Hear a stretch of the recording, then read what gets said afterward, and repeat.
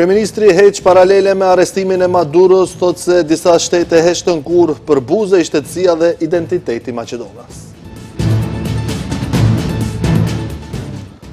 Partia opozitare LSDM ngre pikpyetje nëse kryeministri është në grupin e miqësisë me Vučićin, Orbanin dhe Maduron. Presidenti i Serbisë shpreh i shqetësuar për armatosin e Kosovës dhe për aleancën e sigurisë me Shqipërinë dhe Kroacinë.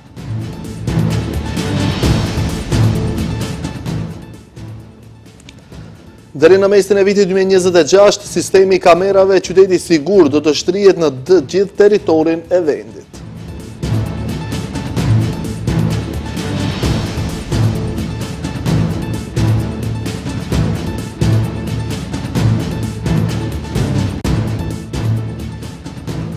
Përshëndetje, shikues të nderuar, jemi me lajmet në televizionin Shenja. Kryeministri Hristian Mickoski ka komentuar standardet e përdorura gjatë arrestimit të presidentit të Venezuelës.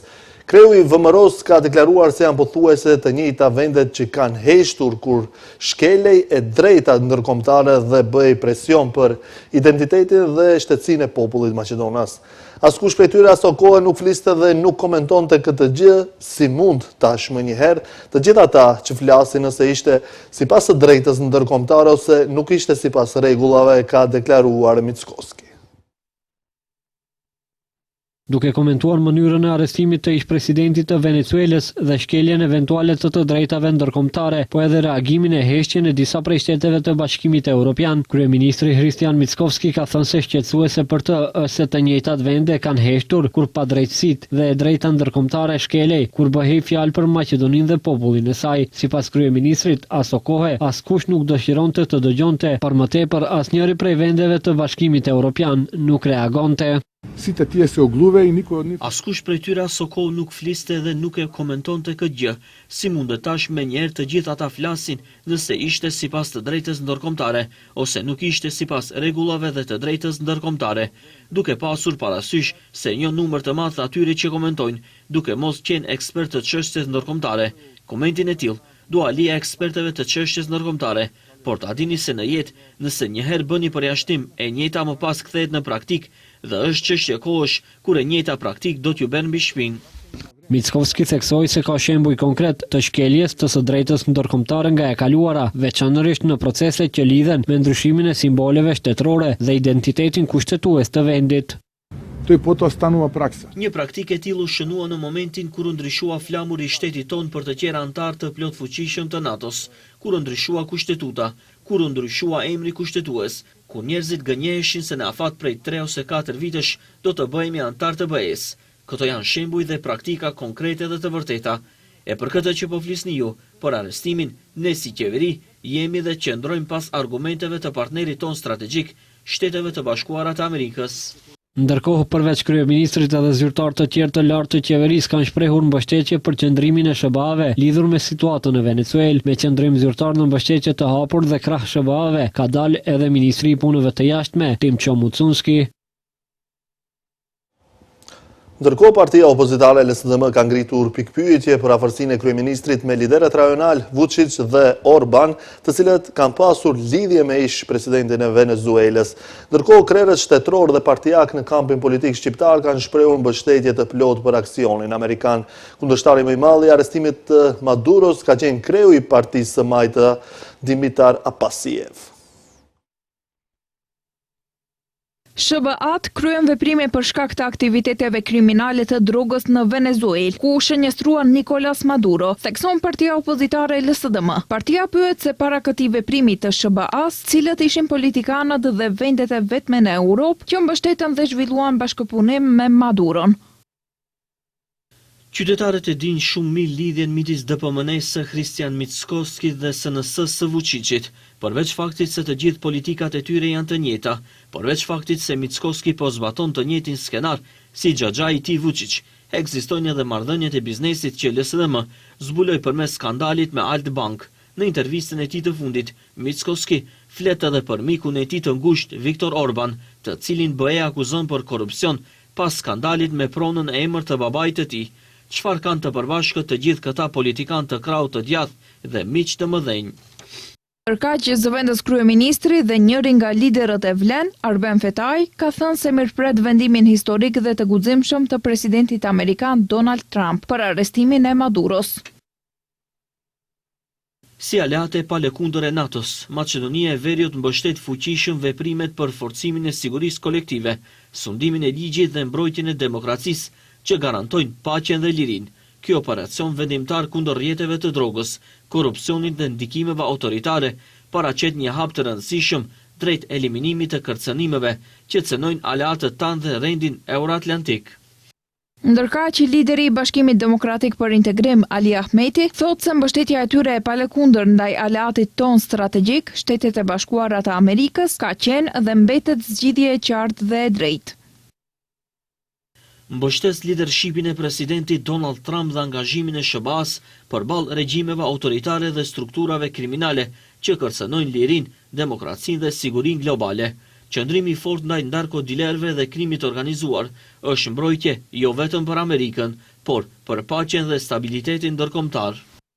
Ahmeti deklaroi se partneriteti transatlantik është më i fortë kur bazohet në vlera të përbashkëta dhe qëndrim të bashkuar përballë tiranisë. I vetmi reagim politik qartazi kundër aksionit amerikan ka qenë kreu të Partisë e Majta, Dimitar Apasjev. Ai e ka vlerësuar ngjarjen si një shkelje të rëndë të së drejtës ndërkombëtare publike dhe një akt përtej logjikës së shëndosh. Të egrit nga perëndimi rrëmbyen presidentin e një shteti sovran dhe gruan e tij, vetëm për të provuar se mund të bëjnë çdo gjë, shkroi Apasjev. Ndërkohë, një reagim me plot shqetësim për ngjarjet në Venezuelë ka pasur presidenti i Serbisë Aleksandar Vučić, i cili ka thirrur një mbledhje urgjente të Këshillit për Siguri Kombëtare. Ai vlerëson se pas aksionit në Venezuelë është e qartë se e drejta ndërkombëtare, rendi botror dhe karta OKB-s nuk funksionojnë më. Vučić ishte veçanërisht i shqetësuar për armatosjen e Kosovës dhe për lidhjen e Aleancës së Sigurisë ndërmjet Kosovës, Shqipërisë dhe Kroacisë.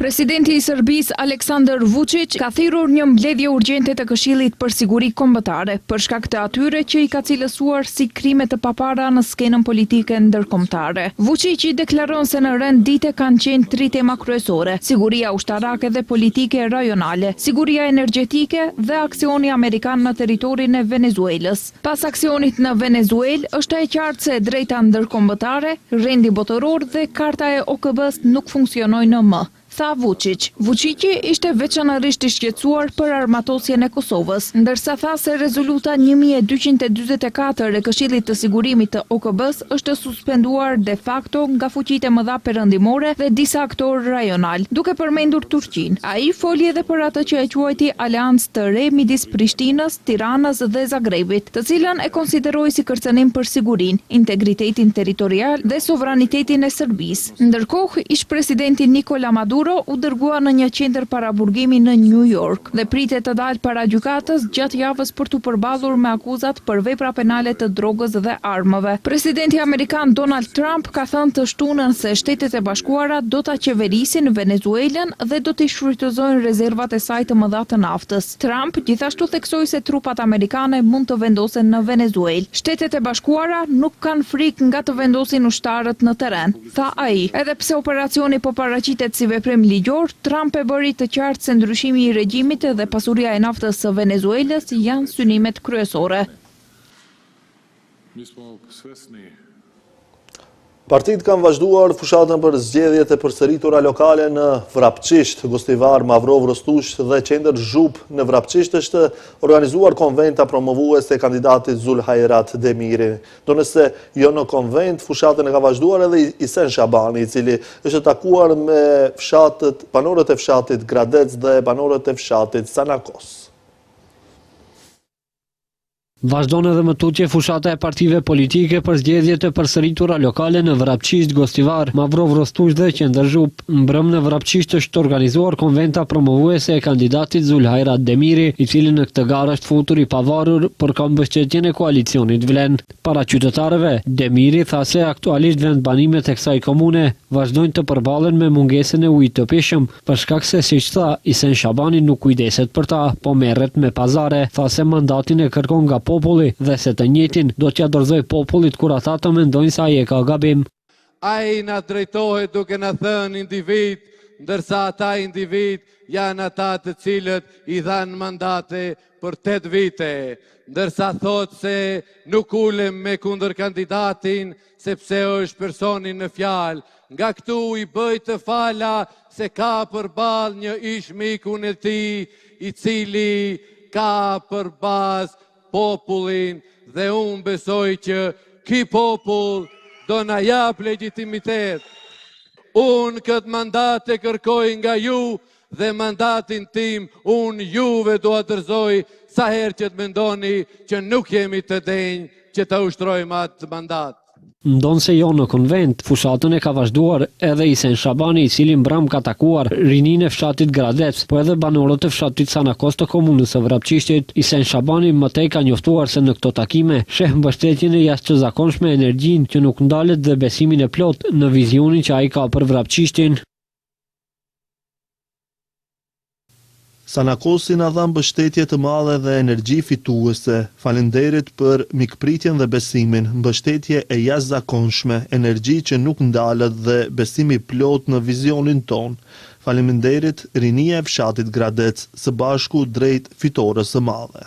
Kujtojmë zgjedhjet e përsëritura lokale të 11 janarit në komunat e lartë përmendura realizohen për shkak se në tetor të vitit që lan pas, zgjedhjet e rregullta lokale dështuan për shkak të mos përmbushjes së cenzusit të nevojshëm.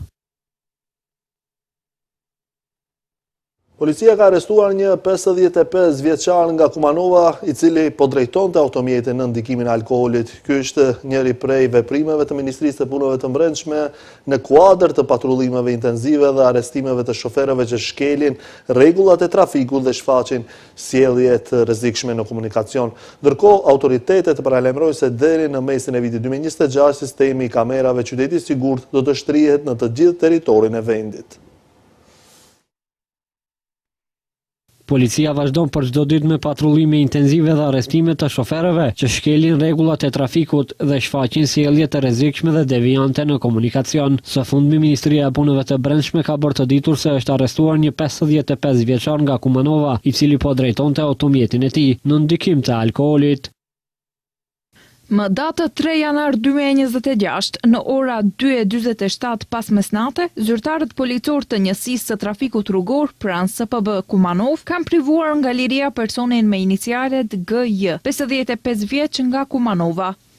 Në kuadër të masave për rritjen e sigurisë në trafik, autoritetet paralajmërojnë se deri në mesin e vitit 2026, sistemi i kamerave qyteti i sigurt do të shtrihet në të gjithë territorin e vendit. Ky sistem përfshin një rrjet kamerash stacionare dhe mobile dhe se shkeljet si tejkalimi i shpejtësisë, kalimi i semaforit të kuq, përdorimi i automjeteve të paregjistruara dhe parkimi i paligjshëm do të evidentohen në mënyrë digjitale dhe për të njëjtat do të krijohen raporte dhe urdhërpagesa, të cilat qytetarëve do t'u dërgohen në mënyrë elektronike. Periudha testuese e sistemit qyteti sigurt ka nisur më 1 dhjetor 2025. Zbatimi zyrtar i këtij sistemi pritet të fillojë me një shkurt të këtij viti në Shkup, Tetov, Kumanov, si dhe përgjatë korridoreve 8 dhe 10D. 2 të mitur janë ndaluar nga policia në ndyshimin për përfshirje në kontraband me emigrant në hyrje të Gjevgjelis. Sipas Ministrisë të Punëve të Brendshme bëhet fjalë për një 15 dhe një 16 vjeçar, të cilët u kapën duke transportuar emigrant nga Egjipti me automjetin e tyre. Ngjarja ka ndodhur mbrëm vonë kur policia ka ndaluar automjetin e tipit Fiat Stilo, të drejtuar nga një 15 vjeçar, ndërsa një 16 vjeçar tjetër ishte bashkëudhëtar. Sipas policisë, në automjetin e tyre janë gjetur 5 emigrant nga Egjipti, 2 prej të cilave kanë qenë të mitur. Emigrant i 6, 22 vjeçar i dyshuar si udhëheqës i grupit është arrestuar më vonë.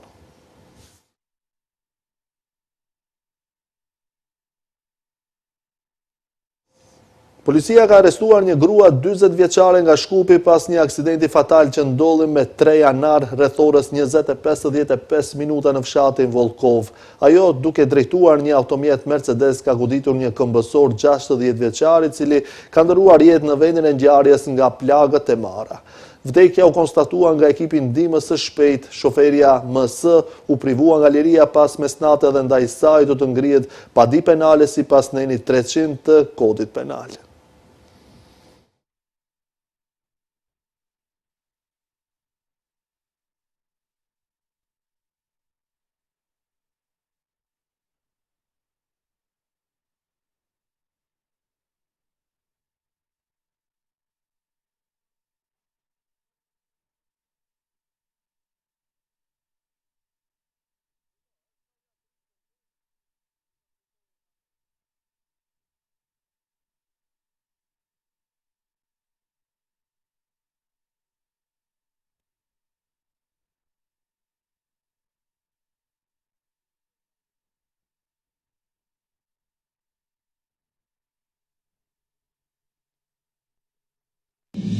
Kjo ishte e gjitha për këtë edicion informativ. Faleminderit për vëmendjen, bashkë mirupafshim.